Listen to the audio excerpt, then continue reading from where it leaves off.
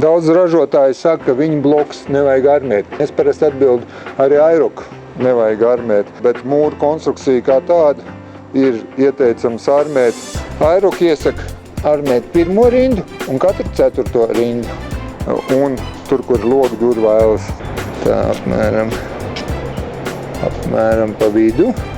Šī ir murfora armatūra, kurai nevajag papildus taisīt grobs, lai viņi iestrādātu.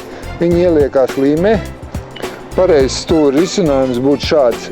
Uzliekam armatūras, savienojam kopā un papildus uzliekam armatūras murforu stūrīši. Vienu un otru iekšpusē. Šādi.